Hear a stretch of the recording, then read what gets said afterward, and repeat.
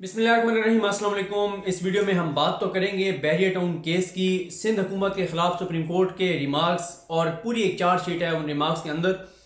और इमरान खान साहब ने जो एक फ़ैसला किया, उस फैसले को सुप्रीम कोर्ट ने बहुत सराहा। उस पर हम बात करेंगे, लेकिन उससे पहले जैसे कि आप जानते हैं कि मैंने 3-4 रोज़ वीडियोस नहीं लगाई। 3 रोज़ तो इस दौरान औरत मार्च का मामला ही ज़्यादा बड़ा मसला रहा। जुमा हफ्ते इतवार को उसी पे ज़्यादा बहस होती रही और मुझे लगा कि मैंने उसके ऊपर 3-4 वीडियोस में बात कर ली थी। और उसके बाद मुझे लगा कि मैं बात करूंगा तो लगेगा कि मैं कुछ उस पर ज़्यादा बात कर रहा हूँ। और उसमें एक और मसला ये भी है कि हमारे बहुत सारे देखने वाले शायद वो नेक नियति के साथ ये समझते हों कि हमने ज़्यादा बात किया है, ये सख्त मौक़िफ़ उस पर ले लिया है।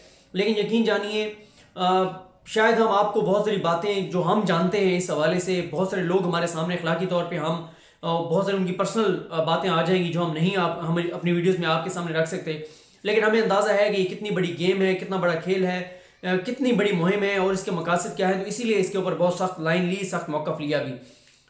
और जब अभी खलील रहमान कमर साहब 2 दिन के लिए इस्लामाबाद में थे, उनके साथ काफ़ी मुलाकात रही, बहुत टाइम गुजरा, तो मुझे इसके बाद अंदाज़ा हुआ कि हमें इस पर बात ज़्यादा करनी भी चाहिए। जो सख्त हमने लाइन ली है वो बिल्कुल ठीक है और उसको जारी भी रखना चाहिए। और खलील रहमान कमर साहब पे कुछ एतराज़ात भी होते हैं। देखें, वो इंसान है, कहीं पे कमी कोताही हो सकती है, लेकिन जो अब तक उन्होंने किया है वो कुछ भी नहीं था। जो वो करने जा रहे हैं वो बहुत बड़ी एक मुहिम है पाकिस्तान के लिए, पाकिस्तानियों के लिए और इस माशरे के लिए। और ये जो ऑस्कर लेने वाली औरतें हैं, जो पाकिस्तान का बुरा चेहरा दिखाकर और ऐसी चीज़ें दिखाकर, पाकिस्तान में तेजाब गर्दी बहुत है, ये बहुत है, वो बहुत है, इस तरह की चीज़ें दिखाकर ऑस्कर अवार्ड लेने वाली खवातीन हो, या जिस तरह से ये कुछ और लोग हैं सो कॉल्ड लिबरल और ये जो माफिया है, उनके लिए आने वाले दिन अच्छे नहीं होंगे। जिस तरह की मुहिम शुरू की है और जो इसके बाद जो करने जा रहे हैं खलील रहमान कमर साहब, तो दोबारा ये कहूँगा कि इन सब लोगों को हम जानते हैं, ये कौन लोग हैं, इसके पीछे कौन है, इसका मकासद क्या है, इनके क्या इंटरेस्ट हैं। इसलिए इसके ऊपर हम बात इंशाल्लाह जारी रखेंगे और इसकी सख्त मुखालफत करते रहेंगे। इसकी तफसील के साथ मैं अपनी वीडियोज़ में बात कर चुका हूँ। कल सुप्रीम कोर्ट में बहरिया टाउन केस था, अमल दरामद जो स्पेशल बेंच था, जिसकी सरबराही कर रहे हैं जस्टिस फैसल अरब साहब, उनके साथ जस्टिस जाजुल एहसन साहब और जस्टिस फैसल अरब साहब हैं और जस्टिस मुनीब अख्तर साहब हैं। ये 3 जजेज हैं। मामला यह है कि सुप्रीम कोर्ट ने बहरिया टाउन को जो ज़मीन दी गई थी कराची में, उसका 460 अरब रुपए सुप्रीम कोर्ट ने उसकी कीमत तय की थी। अजमत से शेख साहब की सरबराही में जो बेंच था उसने। और ये वो ज़मीन है जो सिंध हुकूमत ने दी और MDA ने दी, मली डेवलपमेंट अथॉरिटी ने, और वो ये कहते थे कि हमने बिल्कुल ठीक दी है। सुप्रीम कोर्ट में ये केस आया था, सुप्रीम कोर्ट ने कहा था ये ठीक नहीं दी। और वो ज़मीन जिसका कोई 1.5 अरब रुपया लेकर और सिंध हुकूमत ने कहा था कि हमने बिल्कुल ठीक दी है, उसका सुप्रीम कोर्ट ने 460 अरब रुपए कीमत तय की और उसमें से 57 अरब जमा हो चुके हैं और बाकी पैसे अगले 6 साल मजीद रह गए हैं, उसमें ये पैसे जमा होंगे। तो इस पे जो साबिक अटॉर्नी जनरल पाकिस्तान थे अनवर मंसूर साहब, उन्होंने एक दरखास्त दायर की थी और उसमें कहा था कि ये पैसे वफाकी हुकूमत को दिए जाएं। सिंध हुकूमत ने कहा ये हमें दिए जाएं।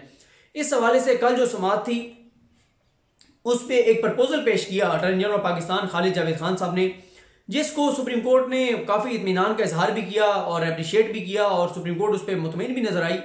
और अटॉर्नी जनरल पाकिस्तान खालिद जावेद खान साहब ने बताया कि वो ये जो प्रपोजल पेश कर रहे हैं, ये प्रपोजल उन्होंने खुद बनाया क्योंकि उनका ताल्लुक कराची से है। और खुशाइन बात यह भी है कि ये केस सुनने वाला जो बेंच है उसके जो सरबराह है फैसल अरब साहब, वो भी कराची से हैं, सिंध से हैं। मुनीब अख्तर साहब भी सिंध से हैं और एजाजुल एहसन साहब जो हैं वो सिंध से तो नहीं है, लेकिन सिंध हुकूमत की करप्शन लूट मार के हवाले से बहुत बेहतर अंदाज में जानते हैं, क्योंकि एजाजुल एहसन साहब और फैसल अरब साहब दोनों उस बेंच का हिस्सा थे जिसने जाली bank accounts case, money laundering case जो था आसिफ अली जरदारी साहब को, उसका फैसला जो सुप्रीम कोर्ट ने किया था उसमें ये 2 जज शामिल थे, तीसरे उसमें साकिब निसार साहब थे। और मुनीब अख्तर साहब और फैसल अरब साहब क्योंकि सिंध से हैं, सिंध हाई कोर्ट में रहे हैं, तो इनको सिंध की हुकूमत के जो कारनामे हैं, जो करप्शन है, जो लूट मार है, उसका इनको भी बहुत बेहतर पता है। तो ये तीनों वो जजेस हैं जिनको सिंध हुकूमत जो बिलावल साहब की है उसकी करप्शन, लूट मार, बद इंतजामी और उन सारी चीज़ों से बखूबी वाकिफ हैं। और खालिद जावेद साहब खुद कराची से हैं। तो खालिद जावेद साहब ने ये प्रपोजल तैयार किया और वो प्रपोजल उन्होंने बताया कि जब उन्होंने ये तैयार किया और इमरान खान साहब के सामने रखा तो इमरान खान साहब ने फौरन उसकी मंजूरी दे दी और वो प्रपोजल सुप्रीम कोर्ट के सामने रख दिया गया। प्रपोजल ये है कि ये जो पैसे आ रहे हैं जो सुप्रीम कोर्ट ने 460 अरब कहा है कि मलिक रियाज से लेना है, जिसमें 57 अरब आ गया है, वफाकी हुकूमत ने पहले तो ये कहा कि आप हमें दे दें, कौमी खजाने में ये आ जाए और फिर हुकूमत इसको खर्च करे। अब हुकूमत ने प्रपोजल दिया है, अटॉर्नी जनरल पाकिस्तान ने जो प्रपोजल बनाया है उसके मुताबिक ये है कि ये सारे का सारा पैसा वफाक को देने की बजाय ये सारे का सारा पैसा सिंध के आवाम को दिया जाए, सिंध के लोगों को दिया जाए, सिंध के लोगों पर खर्च किया जाए। 50% शहरी आबादियों पर और 50% देही एरियाज में इस्तेमाल किया जाए, वहां पर लगाया जाए। कराची में इंफ्रास्ट्रक्चर पर लगाया जाए, अंदरूनी सिंध में जो बैकवर्ड इलाके हैं वहां पे तालीम और सेहत पर और साफ पानी की प्रोजेक्ट्स पर खर्च किया जाए। इसको खर्च करने के लिए वफाकी हुकूमत का प्रपोजल ये है, अटॉर्नी जनरल पाकिस्तान का प्रपोजल ये है कि 7 रुकनी कमेटी बनाई जाए, उसके सरबराह हों साबिक जज हों, रिटायर्ड जज हों सुप्रीम कोर्ट के सिंध से ताल्लुक रखने वाले।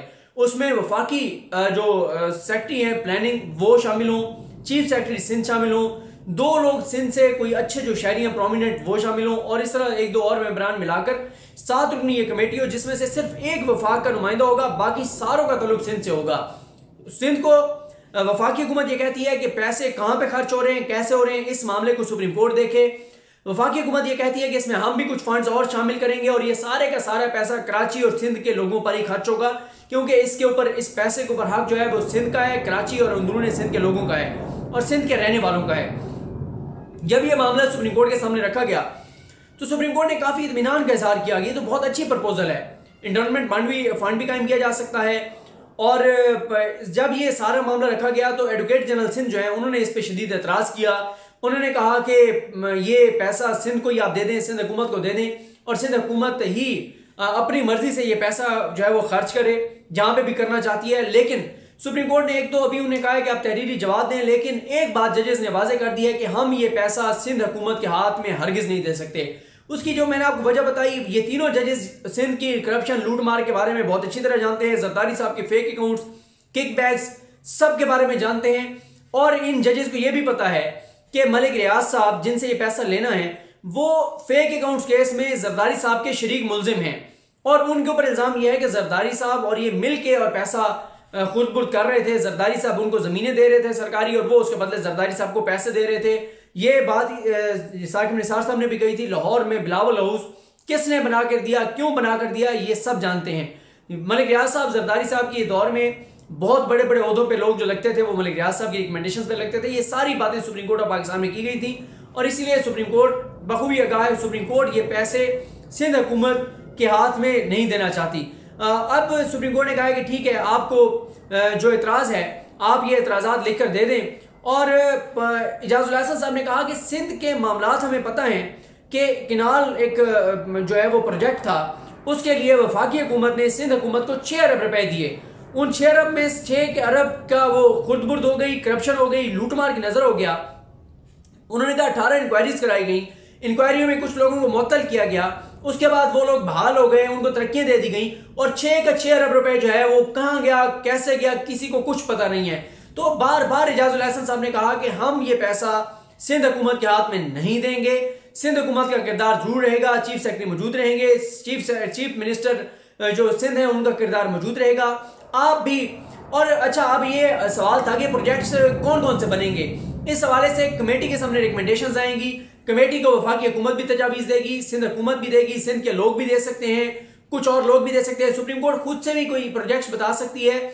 वो कमेटी सारी उसके प्रपोजल्स को देख के जो बेहतरीन प्रोजेक्ट्स होंगे उनकी लिस्ट बनाकर वो सारे को सुप्रीम कोर्ट के सामने रख देगी और सुप्रीम कोर्ट उसके बाद फैसला करेगी। इजाजुल हसन साहब ने ये कहा कि ये भी तो हो सकता था कि वफाकी हुकूमत ये हमारे सामने प्रपोजल ना रखती, हम खुद ये सब कुछ कर देते। और ये भी कहा गया उनकी जानिब से, मुनीब अख्तर साहब की जानिब से, कि आप इसमें छोटे छोटे प्रोजेक्ट्स भी आप बना सकते हैं। आप ये भी कह सकते हैं कि एक महीना जो है या 2 महीने, मिसाल के तौर पे हर महीने 2 अरब आना है बहरिया टाउन से, आप ये कह सकते हैं कि ये 3 महीने जो है ये सिंध के फलां डिस्ट्रिक्ट में खर्च होंगे, अगले 3 महीने फलां डिस्ट्रिक्ट में खर्च होंगे, फिर ये फलां डिस्ट्रिक्ट में खर्च होंगे। इस मौके पे फैसल अरब साहब ने कहा, उन्होंने कहा लगता ये है कि, या और इजाजुल हसन साहब ने शायद कहा कि लगता यह है कि आप सारे इंतजार में बैठे थे कि ये पैसे आएंगे तो हमने प्रोजेक्ट चलाना है, तो आप चलाएं, सिंध हुकूमत के पास पैसा है, वो चलाए आप जो प्रोजेक्ट चलाना चाहते हैं। उसके बाद फैसल अरब साहब ने एक बहुत इंपॉर्टेंट बात की, उन्होंने कहा कि हमें यह भी प्रपोजल दीजिएगा कि जो एक टीचिंग हॉस्पिटल है, टीचिंग हॉस्पिटल पे कितना पैसा खर्च होता है।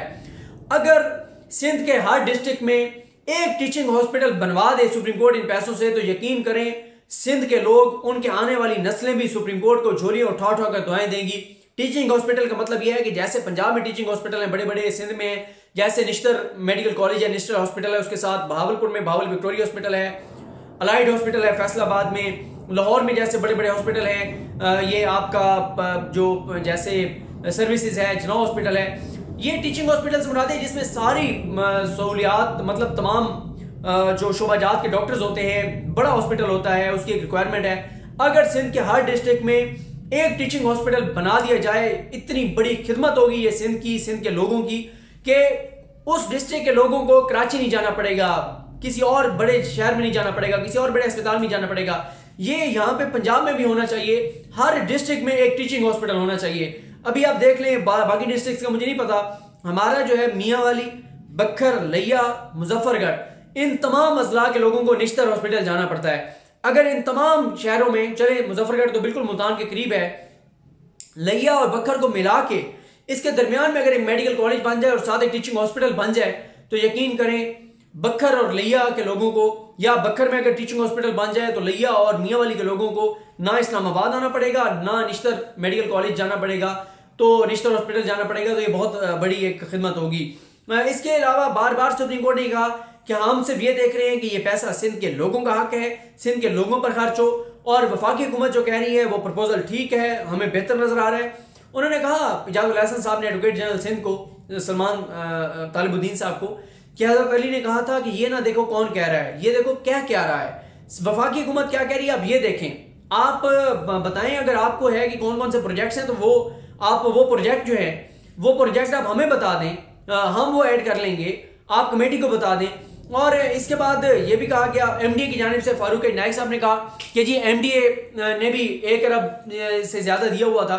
तो फैसल साहब ने कहा आप क्या चाहते हैं कि 1 अरब रुपया जो आपने दिया था उस 1 अरब के बदले हम 460 अरब आपको दे दें?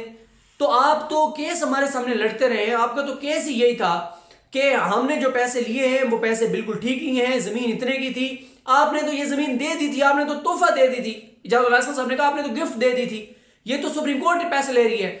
जब पैसे सुप्रीम कोर्ट ले रही है तो अब ये फैसला भी सुप्रीम कोर्ट करेगी कि ये पैसा कहां खर्च होना है, कैसे खर्च होना है।